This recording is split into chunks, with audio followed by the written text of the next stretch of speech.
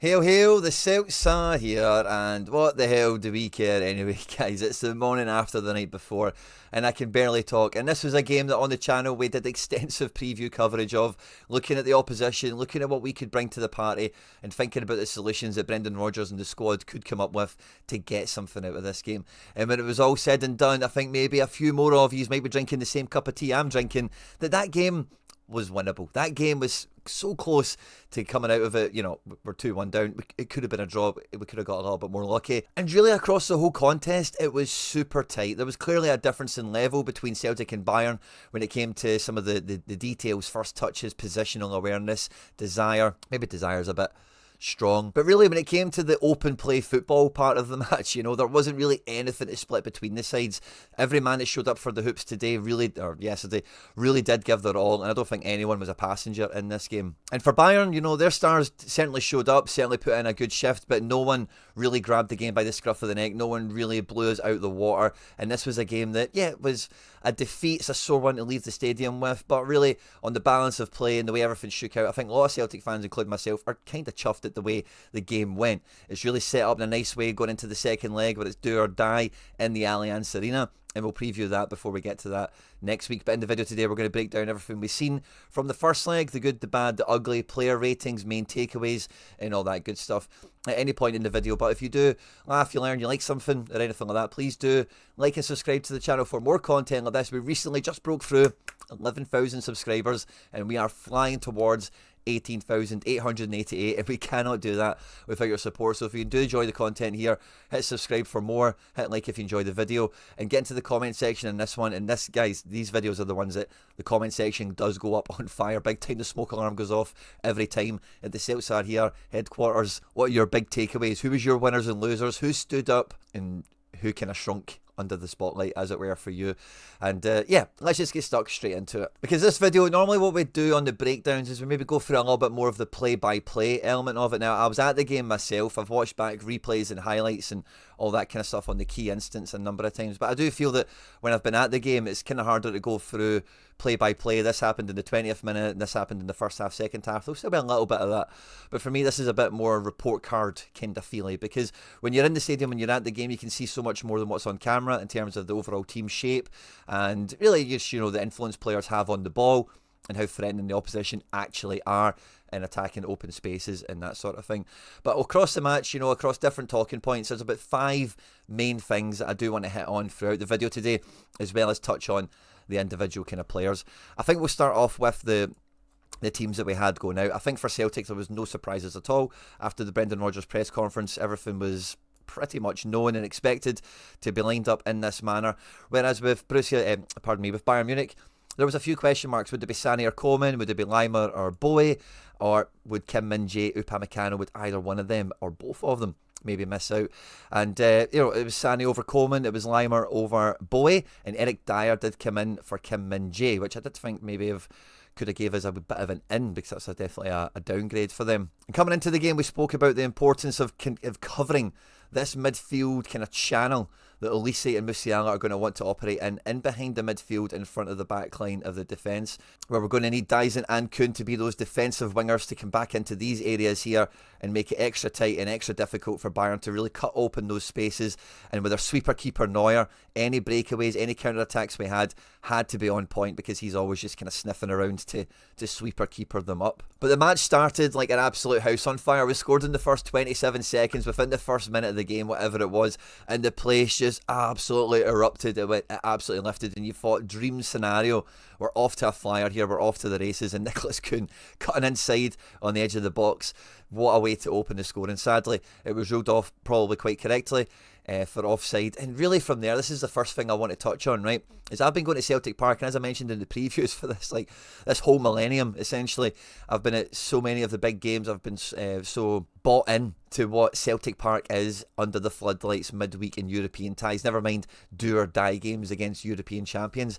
And really from like the walk on, the Champions League stuff at kickoff, and after the first goal being ruled out, I have never, ever been at Celtic Park for a big European night. And what I mean by big is one that we should be getting a result out of. We want to get a result out of. It's like an actual proper match. It's not like an exhibition against Real Madrid or Paris or any of these other teams where it starts off good and then as soon as the result goes away, the crowd quite reasonably kind of quietens down and loses a little bit of its vigour in this game. But it was 0-0, and like the Bayern Munich fans, I was quite close to them, right? So I might have a bit of personal bias on where I was in the stadium and what I could hear and see and all the rest of it.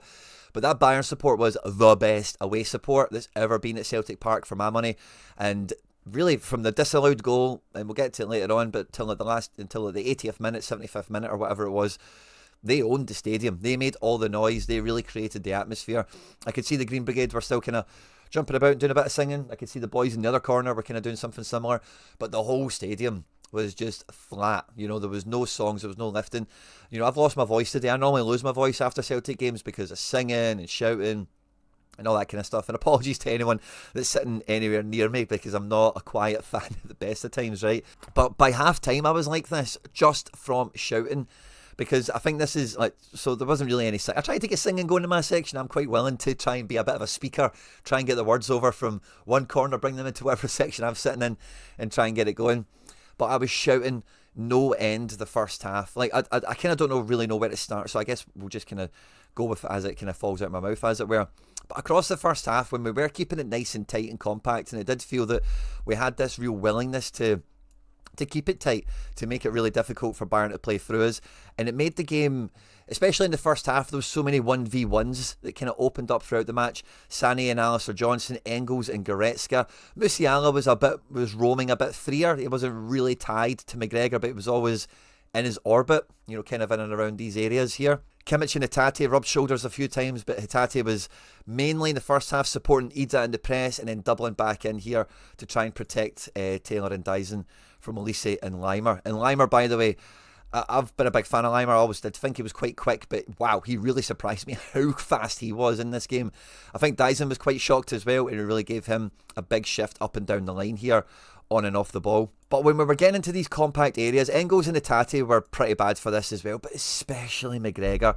One of my main, this is probably the second thing that we'll touch on that I really wanted to bring up in the video, but my main pet peeve with the midfield, with Callum McGregor in general, as a lot of you guys will know in the channel, is he's not a defensive midfielder. He's not got that sniff of, being able to win the ball, being in the right place to snuff out danger. And thankfully, he wasn't caught out of position too much where someone could, open up some space in his blind spot and in the wake of him, as it were. I think the positioning was all really, really good. But there was so often where, and I'd love to get a picture of this up on screen, but McGregor just plants himself, he faces up with someone, and he says, right, take me on, come on, try it. Knowing that they're not going to. What they're more likely going to do is just move the ball onto another side here and move the problem to another area of the pitch, wide right or wide left, depending on where the balls came from, where he is, etc. And there was about 4 or 5 opportunities, and I mean genuinely in the first 15 minutes, 20 minutes, where McGregor is in touching distance of the ball and an opponent, and he just gets himself set up to jockey and to harry, but never commits, never confronts the ball. And, I've got a UEFA B licence. I did coaching for a while. I'm no expert, I've certainly not to be teaching McGregor, of course. I certainly know my place in that regard, right? But when you're defending against a better team, you don't always need to actually win the ball, win possession. The minimum you need to do in these situations, but is affect the ball. One of the things that Bayern and all these teams bring to the party, right, is every player has a 10 out of 10, an elite first touch, and their execution on pass and cross and shooting is generally 9, 10 out of 10 level as well. And these guys are masters on the ball. Ball control is really physical attributes, of course, but ball control is really what separates the good from the great at this level. And just even influencing the ball so that it's not at the exact position where they think it is, because again, these guys, Musiala, Olise, Sané, whoever you want to think about, they don't need to look at the ball. They can have it at their feet, keep their head up, look at you, look at players around, and they can kind of do 2 things at once. That's what makes them so good. But as soon as you just get a toe to the ball, at the side of your foot, something, it totally then changes their orientation. They then need to now look down at the ball, need to now take another touch to make sure they've got control. Maybe it goes a wee bit awry. Maybe he can actually go back and win it. McGregor does none of this, ever. Now, Hatate gets a little bit of that. I thought Hatate was very, very effective in our half of the pitch here, being good in tight spaces, confronting the ball, and, really just making it hard for us to be played through. Similarly, I would say the same thing with Engels. I thought Engels had a big shift on his hands against Goretzka. Goretzka is one of the most powerful, and I mean like strength, powerful centre midfielders that are in this competition, and this was a huge test for Engels. So anyone that thinks that Engels didn't really do too much, I think you really need to contextualise that against his 1v1, his opponent here. Similar with Alistair Johnson. Alistair Johnson, I think, came out with absolute pass marks. Sané did nothing, and when Coleman came on, he get no change out of AJ as well. For the goal, we see AJ bombing on, taking Sané with him, which creates a bit of space for Kun. Beyond that, I don't think we really got AJ further up the pitch too much. That's not really much of a problem, because we did want the defence to be a defence. But I thought Engels' running power, I thought his ability to turn the ball over and try and slice some passes forward. In the first half, I thought Engels was our best midfielder, head and shoulders. Until the goal happened, I thought Taylor was having a really good game for this level and everything else, to be honest with you. He gets absolutely done on his body position against Olise, and it's those finest of margins that really do, just make the difference at the end. And that really kind of took the wind out the sails of Schmeichel's first half, because, again, we said that coming into this game, Schmeichel was going to have to be at his best to keep them at bay, to keep us in the match. And Schmeichel had a great first half, very unlucky to concede that goal from Michael Olise, who, by the way, has the smallest ankles of a footballer I have ever seen in person. And his feet were like flat. It looked as if he didn't even have any shoes on. Like, his feet were just like bits of paper. They were so thin. And his ankles were super tiny. He was like a weird guy to watch play football, but super technical. What power he's got in that left foot. He could have scored more than one in this game. It was very dangerous. And I thought Taylor, other than the goal opportunity, did very well to match him. Dyson put in a good shift in the first half in this kind of defensive winger position, but I think in the few opportunities he did break forward, we've seen the deficiencies he has as a winger, as a wide player, as a wide forward. I don't think anyone really can complain, but when he's on the line here, like we mentioned in the preview, and he's having to fire crosses in these types of situations, it's just not optimal Dyson.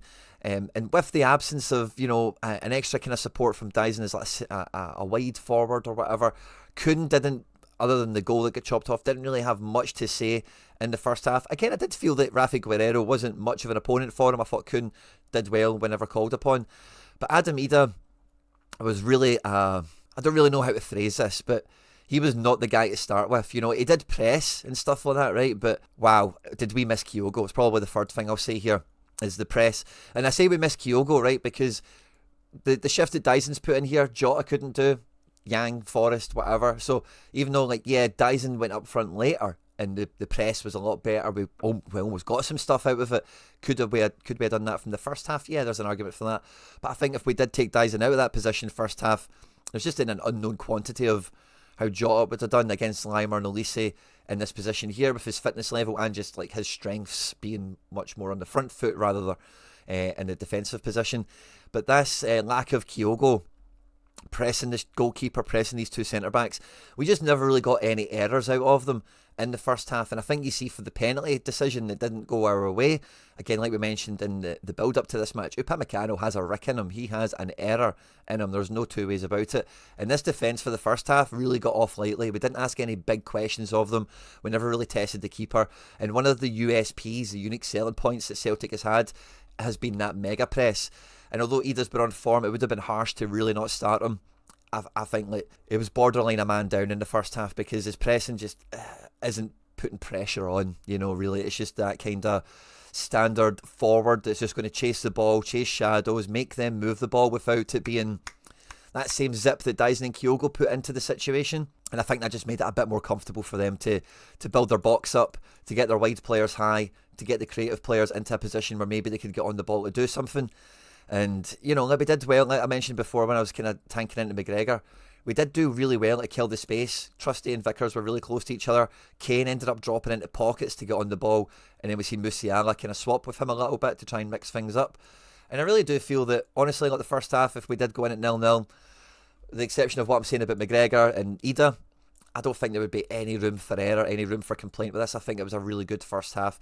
And again, Hatate in the press situation, it felt that he was up there to help Ida with this, but it felt like each leg had a sandbag strapped to it. It just felt like he was running through mud. He had no pace, had no energy, no extra kind of zip or lift off that we normally see from Hatate. And in these tighter spaces back in our own half, we did see a bit more of that, and I say he did look a bit more himself. And you know, with all that being said, I'm quite surprised that when we came out for the second half, we didn't make a substitution, because I think it was clear to see for everyone in the stadium, and I mean everyone, that this back four square here, Kimmich, Goretzka, Dyer, Upamecano, even add the goalkeeper into that equation, there was just no pressure on them at all, which was kind of fine, because if there's 4 or 5 players back here with only Ida chasing them around, it just means there's no space. Like you can see elsewhere, our midfield are in a good position, their key players are kind of buried in the banks, you know, in the 2 banks of 4, or however you want to think of it as, and they did really struggle to get their key men into space. But I did think, for the second half, we're 1-0 down now.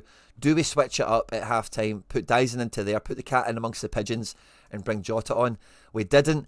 And really, like, coming out for the second half, I didn't feel that there was much of a change, of situation. Of course, they scored the goal from Kane at the back post, which was right in front of me as well. Really well taken finish, going away and celebrating with the Bayern fans to make it 2-0. And at that point, because of how quickly it was into the second half, I think that really did suck a bit of life out of the team a little bit. I do give us credit for bouncing back and keeping in the game and all that kind of stuff. But at 2-0, it did feel that the wings came off the team a little bit, where it was like, oh, Jesus, we're 2-0 down. And it took a bit of time before the crowd came back into the match. It took a bit of time before we actually created something and we actually gave them something to sing about. On the 65th minute is when that all kind of changed. We took off Taylor for Schlupp. Which, again, on his performance, we'll chat about it in a second, but he didn't do none too bad. And Ida came off for Jota. Now, I think everyone wanted these changes around this time. I think they were well made. I would have liked to have seen Jota at half-time, like I just mentioned there. But when this change came, there was an instant difference in the team.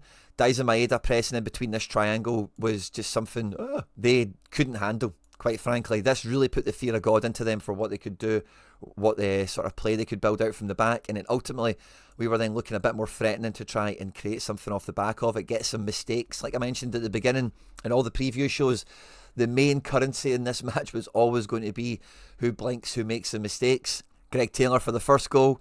No one marks Kane for the second goal. And really no mistakes were forthcoming from either team as the subs started to rein in. We see Sané come off for Coleman, which, you know, at that point I thought, wow, Coleman is very tricky and very quick. That might just catch us a bit cold, similar to what we're seeing with Dyson up this end of the pitch. They also bring off Michael Olise for fucking Serge Gnabry. And this just shows you, like, this is what we do in the Scottish League. You know, this is us getting a taste of our own medicine. You know, once Olise and Sané are done, they bring on Coleman and Gnabry, which is just, you know, wild levels of talent. We then bring off Kuhn and add in Yang into the equation. Now, this is probably the fourth thing that I wanted to bring up on this, but we'll chat about Yang in a wee second, because around the same time, they also subbed off Rafi Guerreiro for Hiroki Ito, the Japan international, who probably knows a few of our guys. And this guy's a centre-back, but went into left-back. And I felt that I think Yang seen that and he was up for it. He was like, I'm going to, obviously they're Korean and Japanese, so they won't know each other, but I think he firmly knows that Ito is like a big centre-half and he's not a wide player. Yang came into this game with a lot of confidence, and Yang offered what I think I've seen him to have the potential to do, is just that he's got desire, he's got pace, he does, like, to use that phrase again, put the cat in amongst the pigeons, where he's direct, he'll go forward, he'll ask questions of people. And it was just all about, like, the chance he makes for Alistair Johnson right at the end, where he slides him in and AJ gets a shot from the edge of the box. That's the sort of thing that Yang's just been missing. You know, have those passes come off, have a shot that maybe gets on target, to maybe pad his stats out a little bit, to show for the development and for the effort that he's had really over the last 2 or 3 months throughout December and January, when he's had to be called upon. He actually gets the assist for Daizen Maeda's goal, would you believe? I don't actually think he touches the ball. I think it's Trusty's assist if you're going to give it to someone. But Yang, I think, should be turning a lot of people around now. Like, that he's not a bum, he's not a dud, he's not good enough to play for, you know, all that stuff. I think he's reaching that level where domestically, like, I think he'll probably play against Dundee United and he'll probably put in a really good shift. And even in this situation, he showed he was effective. So really, what more can you ask of the guy? He's getting limited minutes. When he's getting opportunities, he's developing. And then when he gets a big opportunity, he's not letting us down. So, like, the Yang gang has been on the Celtic here, I think ever since he signed. And it feels like we're going to get a lot of revisionism maybe from some Celtic fans. Like, oh, I always knew he'd be better than Palma. Or, oh, I always thought you could get something out of him. Brendan's always backed him, so I've always backed him. I'm waiting for everyone else to start U-turning on that one and start to move it around. And I'll maintain it again. What I've always said about him and Palma is what Palma's missing, I don't think he's going to ever get. But what Yang has been missing, he can get. You know, that's where my stance has always been on this.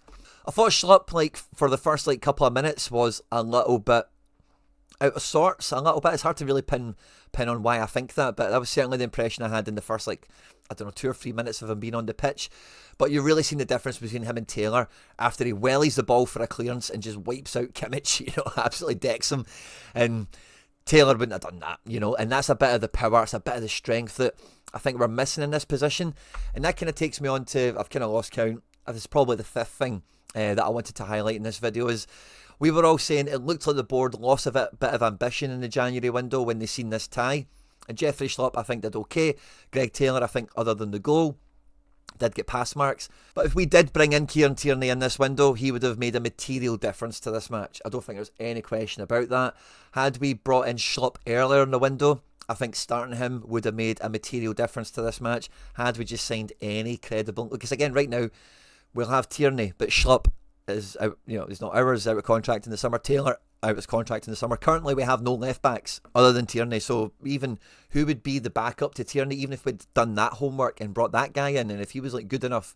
So I do think that we've missed an opportunity here with such a tight match that there was just one or two areas where a little bit of ambition, a little bit of reinforcement in the January window, like an actual Kyogo replacement, an actual left back upgrade, we sincerely might have won this. Dyson gets the goal that Yang gets the assist for, and then I think straight after that, no, maybe a couple of minutes afterwards, they bring off Musiala for Thomas Müller, who has a bit of a goat, isn't he? He's a bit of an all-timer. World Cup winning, Champions League winning, one club, Bayern Munich man. So it was nice to see him get a straight out of paradise. First time I've been at a Bayern match at Celtic Park, so it was good to see Tommy Müller get onto the pitch as well. He didn't really do anything, did he? But that last, because of the Harry Kane head knock and the VAR check for Engels, it was clear and obvious that we were going to get a lot of added time here. And when we get that goal back on the 79th minute, the crowd lifted up. We've got 10 minutes of regular play, and then we end up getting 7 minutes of added time. And I get that some people need to get fucking transport, trains and buses and all that, but honestly, I couldn't believe the amount of people. It wasn't a significant amount. Or it was a significant amount, but you wouldn't have seen it on TV. But the amount of people that left on the 85th minute, 86th minute and stuff like that, I just couldn't believe what I was seeing. There's one goal in it. It's a Champions League play-off. The cat is in amongst the pigeons. Jota's on the park. Yang is living his best life. What more could you ask for? Miss the train, be late, sleep in for work tomorrow. This is what it's all about. We need to be there for the boys, And this kind of takes me back to the crowd aspect of it that I mentioned earlier. We didn't even sing The Heat of Lisbon on the 67th minute. You know what I mean? I seen 2 or 3 phones come out for the little stars. The crowd, honestly, it really baffled me how, we just didn't deliver an atmosphere there. The Bayern fans, it felt like they had a full marching band of drummers. They made some amount of noise the whole way through the game, and again at the end I'm just like, where are people going, man? There's a game on. There's still all to do. Jota was okay when he came on without doing much remarkable. And, last thing I'll kind of say on the squad before we come off the tactics board here is that I think Vickers didn't put a foot wrong. And in the second half, Trusty was doing a really good job of sticking with Kane when Kane was dropping in deep. And Trusty was winning a lot of balls in areas that a midfielder should have been winning. I think Carter Vickers did a bit of that as well. But there was quite often times where you seen, it was more like, if I move all the dots back, it was more like when... we would have been in their half, or the ball would have been in transition from their half to our half or whatever. But there was so often where Vickers would have tried to win the ball in this area here, Trusty trying to win the ball in this area here, where, I say McGregor, Hatate might be up here, so he can't teleport, I get that. Engels, again, might have just been away from the ball when it happens. And these guys are taking the initiative to step in, confront the ball, try and win it back, which is great. But again, we're really just missing that shield. And we're lucky that when they didn't step in, that we didn't get crucified for it, because it did leave gaps to be punished, and it didn't really ever amount to anything, so we kind of got lucky in that regard. But I did want to say pass marks for me, big pass marks for Trusty and Vickers. I think they'll leave the game both feeling, same with Johnson, feeling, I proved myself there against Bayern Munich, against Harry Kane, Elise, all these top players, and that should really underline some improvement and some confidence for them going into the second leg. And then if we come and look at the player ratings, there's not actually much meat on the bones here. Our best performing player on the day, statistically speaking, was Yang Hyun-jun, who got his assist and had a bit of action in the game when he came on. So he ranks at 69.2 out of 100. He created a big chance. He made 2 attempted assists, got a ball into the box, so fair play to him. 6 accurate passes, only 1 pass missed, half of his passes. In the final third, only 2 possession lost. One of them was his first touch of the game. No tackles won, not much else to write home about. He won a foul, so fair play to young Yang there. But probably the actual best performer we had on the pitch here was Alistair Johnson, a 62 out of 100 with no assist, no goal, no decisive action to kind of boost that up. He made 2 fouls, which isn't great, but at least he's, like stopping them. 3 tackles, 8 effective clearances, a block as well. Huge shift from him defensively. 10 duels won, only 2 lost. AJ is Champions League level, there's no two ways about it. 38 accurate passes with 13 possession loss, 1 interception, 10 missed passes, and I think with his defensive output we can let him away with that. 1 shot on target, which right at the end could have been the sweetener to make the game 2-2. Won a contest, a few balls into the box. Great shift for Alistair Johnson, a real reputation enhancer for him. Daizen Maeda brings in a clean 60 with his goal. He got his shot on target, won a dribble, did have a big chance missed. I think, is that the empty net thing? Where he gets it off a Neuer and the angle makes it so difficult to bend the ball over the line. That's kind of harsh if that is a big chance missed, but hey, it is what it is. Didn't win that many duels in the wide area. Like I say, I think it was a kind of lamb to the slaughter. The physicality of Limer was just a bit much for him. The pace was certainly a bit of a match. An interception, 3 missed passes, 9 possession lost, no tackles, a wee clearance in there. Not much to write home about. Arne Engels for me had a great first half, kind of disappeared a little bit in the second half, and there's maybe a reason or two for that. All 3 of the midfield completed 90 minutes. We didn't see McCowan. I don't even think Bernardo was Bernardo even on the bench? I know he's been carrying a knock. Yeah, Bernardo wasn't even on the bench. So all the midfield clipped in 90 minutes in this one. And I say Engels' first half was great. Second half, I don't think it was bad, but just a little bit not as present or as influential in the match. 2 tackles won, an effective clearance, which is great. 5 duels won, 1 lost, 27 accurate passes, 23 possession lost, 13 missed passes. And I think for the range of passing that we're trying to do in those deeper areas that Engels and Hatate were effective in, that's kind of like an unavoidable. Some of them will not come off, but the ones that do, that's what you're kind of playing the game for. 13 balls got into the box with set pieces and stuff like that. He won a dribble, 2 attempted assists, and I thought Engels was good bang for buck in this one. If we look at his pal Hatate, just to see what else he done in midfield in this one, he didn't get fouled, which is normally a big thing for Hatate. He won a tackle, a wee effective clearance. Duels won and lost, not great on volume. Only 5 possession lost, only 3 missed passes. I was hearing Celtic fans at the end of the game saying Hatate kept losing the ball. I didn't agree with that. I think the statistics back it up. I don't think that was the case whatsoever. He just maybe wasn't as, he just didn't penetrate the final third as much. He didn't actually press as effectively, but I felt in the mid block in our defensive third, he did kind of everything we were asking for. Was clean in possession, won the ball back when required, and was quite good in the duel. So I think that was okay. If we compare that to McGregor, I've not looked at these statistics yet, so let's see what we've got on the tail of the tape. He gave away a foul, was never fouled himself. So that just shows you he never actually held possession, never drove, never went by anyone. Didn't win a tackle, made 1 effective clearance, did not make an interception. Won 2 duels but lost 4. Made 1 missed pass. Only 10 of his 58 passes went into the final third. I would hesitate to say they would probably be the only passes that weren't parallel, lateral passes or backward. Very, very, very tame performance from McGregor. Only 4 possession lost. No final third contribution whatsoever. He done nothing. He done literally nothing. Of these 58 passes, like 50 of them are instant. Play back the way you're facing to who you're giving the ball to, and then when you give them the ball, point to them and tell them where the line breaking pass is that they should make, because you're not going to do it. McGregor needs to be on the half turn more often. I probably should have mentioned the half turn element earlier, but yeah, he's just so straight, plays the way he's facing, doesn't take anything on the half turn, and it's just very limiting in the middle of the pitch here. Kasper Schmeichel was a big hero on the day as well. How many saves did he make in the end? 3, 2 from inside the box, a good punch, a good diving save as well for him. And in terms of passing, 5 possession lost, which I don't think in the grand scheme of things anyone's worried about. These are like the long balls where maybe the first touch is Upamecano or something like that. then it doesn't count as a successful pass because the next person that touched it was an opponent. Carter Vickers brings in a 48. Big man was imperious in this game. 1 tackle, 1. Jules 1-0. Didn't really enter into much, but 2 interceptions, 70 accurate passes. Only 2 of them were missed.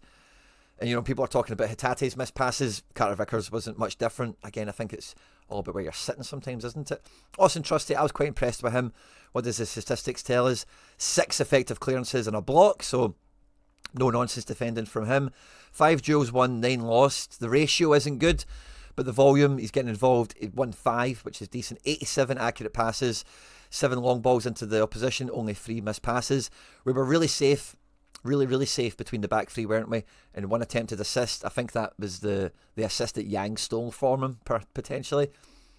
I thought Trusty was good. GT, how did he actually pan out in this game? No fouls or anything like that. A few effective clearances. Duels won and lost, interceptions, possession lost. Everything's quite meh, isn't it? Quite low volume. Not much of a headline to be taken out of any of that. Nicholas Kuhn got into the box a few times, won a dribble. Other than the disallowed goal, I don't think there was anything really to write home here. 1 free duels, lost 2, no interceptions, 1 tackle, so fair play, that was nice to see. And 7 missed passes, so he missed more passes than Hatate. Adamida, did we do anything, big man? 2 effective clearances and a block, so defensively, corners, he was quite useful to have, wasn't he? And then just nothing. Otherwise, you know, quite an absent performance from the big man, unlucky for him in some ways, perhaps. Jeffrey Schlupp on his cameo, did we see much from him statistically speaking? He won a foul, he smashed Kimmich, as we know, which won't be statistically captured. 2 interceptions, the duel volume's decent, pass volume is all okay. Got into the box a few times as well, well done JF. And Jota, I don't think he really done anything when he came on, not much opportunity, but did dance up and down the line once or twice and cause some problems, but not really much to write home about. And looking at the opposition, did anyone really dominate the game? I'm not too sure. All their players played quite well for the most part. And I don't think there's anything to really examine to learn from what they've done. I think Musiala having a quiet game really lets McGregor off the hook, because if Musiala got on the ball a little bit more, if he was a little bit more dangerous, I think the deficiencies of McGregor would have been further highlighted. But I do think that McGregor and Ida held us back in this game. They were the 2 positions where if there was something different, it only has to be different. I'm not really saying better. Better's quite a subjective thing, but if we had something different in those 2 areas, I think this game could have went way better for us, I really do. So there we have it, guys. We've lost 2-1. It was a game that could have went in so many different ways. You've heard my top 5 kind of takeaways from the game, as it were, from the fans to McGregor, to Kyogo Ida, to the left back, to Yang, and everything else in between. I'm looking forward to catching your comments in the comment section down below. Don't forget to like and subscribe for more content like this on screen now. Some other stuff that we've made that YouTube thinks you might enjoy. Hail, hail, and mon the hoops.